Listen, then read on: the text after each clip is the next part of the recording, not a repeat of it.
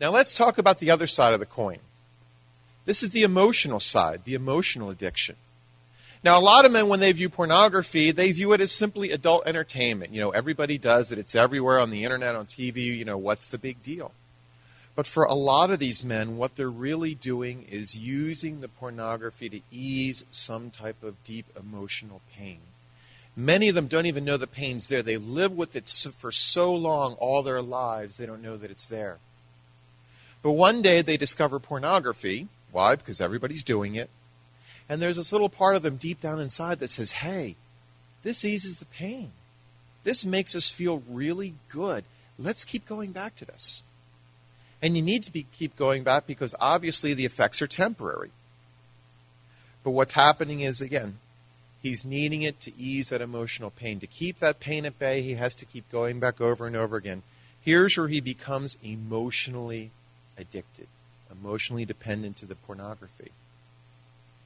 So what are some of the common emotional wounds that we find in people? Well, the first one I put down here is selfishness. Because we have a whole culture that is extremely selfish. There's this great sense of entitlement.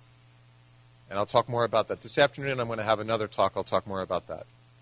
But we have family of origin wounds. What are they? Abuse, addiction in the family, divorce, abandonment, rejection. There's so many deep family wounds that people carry. A lot of times they're not even aware of it. Right?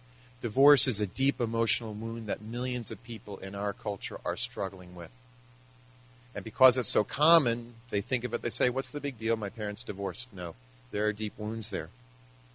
There are other wounds, loneliness, male insecurity, poor body image, marital conflicts, excessive pressures at work and at home, a weak spiritual life, not knowing that God loves you, right?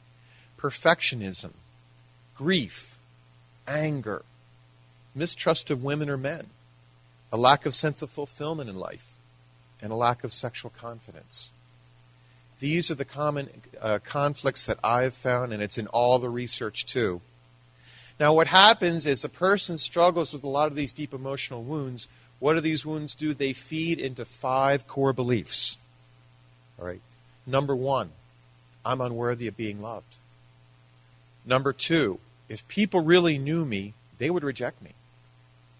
Number 3, I can't trust anyone, including God, to meet my needs.